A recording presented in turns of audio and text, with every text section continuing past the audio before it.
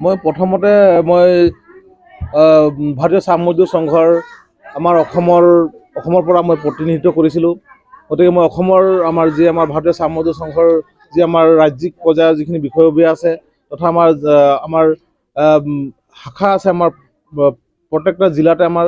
গতিকে জিলাৰ পৰা যিখিনি আমাৰ বিষয়ববীয়া মোক সহযোগ কৰিছিলে, প্ৰত্যেকটো জিলাৰ শাখা সংঘৰ বিষয়ববীয়াসকলকো আৰু আমাৰ যি শ্ৰমিক গোট আছে আমাৰ বাগিচা অঞ্চলত, সেই বাগিচা অঞ্চলৰ সভাপতি সম্পাদক আৰু সমূহ ৰাইজকো সকলোকে মই ৰাষ্ট্ৰীয় সভাপতি হিচাপে সকলোকে ধন্যবাদ জ্ঞাপন কৰিছোঁ।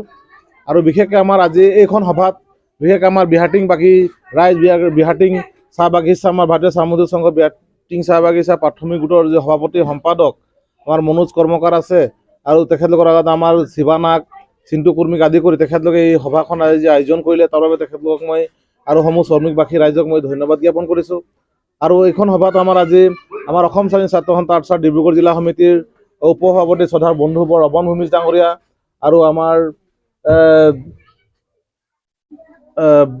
চাহ মৰ্চাৰ বৰুৱা মণ্ডলৰ সভাপতি, ডিব্ৰুগড় জিলাৰ সম্পাদক আদি কৰি আমাৰ কেইবাগৰাকীও আমাৰ বিশিষ্ট ব্যক্তি আছে। আমাৰ বিজয় কুমাৰ দা আছে, আমাৰ এইখন স্কুলৰ প্ৰধান শিক্ষক। গতিকে তেখেতলোকক সকলোকে মই ভাৰতীয় চাহ মজদুৰ সংঘৰ ৰাষ্ট্ৰীয় সভাপতি হিচাপে সকলোকে ধন্যবাদ জ্ঞাপন কৰিছোঁ। আৰু বিশেষকৈ এই সংগঠনটো আমাৰ 6খন ৰাজ্যৰ পৰা আমাৰ প্ৰতিনিধিত্ব হৈছিল আমাৰ ৱেষ্ট বেংগলত। গতিকে এই ৱেষ্ট বেংগলতে মোক নিৰ্বাচিত কৰিছিলে সৰ্বসন্মতি ক্ৰমে। গতিকে সেই সভাৰ আমাৰ 6খন ৰাজ্যৰ পৰা অহা সমূহ প্ৰতিনিধিবৰ্গ সকলোকো ইয়াৰ পৰা তেখেতলোককো আন্তৰিক শুভেচ্ছা জ্ঞাপন কৰিছোঁ। আৰু ভৱিষ্যত দিনত আমাৰ যথেষ্ট আমাৰ এই চাহ জনগোষ্ঠী তথা আদিবাসী সমাজখনক কৰিবলগীয়া কাম আছে। আৰু এই কামখিনি আমি এটা সুচাৰুৰূপে আমি ৰাষ্ট্ৰীয় পৰ্যায়ত আমি লৈ যাবৰ কাৰণে আমি এটা চিন্তা চৰ্চা কৰা হৈছে। আমাৰ বহুত সমস্যা আছে, সমস্যাখিনি কেনেধৰণে সমাধান কৰিব লাগিব সেইখিনি আমি কথা চিন্তা কৰিছোঁ। আৰু বিশেষকৈ আমাৰ এটা ৰাষ্ট্ৰীয় পৰ্যায়ত আমাৰ এটা ভাৰত চৰকাৰৰ কেন্দ্ৰীয় পৰ্যায়ত আমাৰ ৰাষ্ট্ৰীয় পৰ্যায়ত আমাৰ এটা চাহ মন্ত্ৰালয় এটা হ'ব লাগে বুলি আমি প্ৰথম আমাৰ এই অধিৱেশন আমাৰ প্ৰস্তাৱ গ্ৰহণ কৰা হৈছে, সিদ্ধান্ত গ্ৰহণ কৰা হৈছে। যিহেতু এটা ৰাষ্ট্ৰীয় পৰ্যায়ত আমাৰ হয়তো আজি চাহ মন্ত্ৰালয়, চাহ মন্ত্ৰীত্ব এখনত যদি মন্ত্ৰালয় যদি থকা হ'লে আজি চাহ শ্ৰমিকৰ যিখিনি সমস্যা আছে সেই সমস্যাখিনি বা চাহ বনোৱা আইন যিটো এপ্ৰেণ্টিছ লেবাৰ এক্ট 1951 হয়তো এইটো কাৰ্যকৰী বা ব্যৱস্থা গ্ৰহণ কৰা হৈছিল, কিন্তু সেই কাৰ্যকৰীকৰণ আজিলৈকে নহ'ল, যিটো 1951 যিটো আমাৰ চাহ বনোৱা আইনখন। গতিকে সেই আইনখনকো আমি ৰূপায়ণ কৰিবৰ কাৰণে আমি হয়তো ভাৰতীয় চাহ মজদুৰ সংঘ হয়তো আমি এইটো কাৰ্যকৰী ব্যৱস্থা গ্ৰহণ কৰিবৰ কাৰণে হয়তো আমাৰ এই চৰকাৰ, আমাৰ বিজেপি চৰকাৰক আমি হয়তো আহ্বান জনাইছোঁ বা আহ্বান জনাম।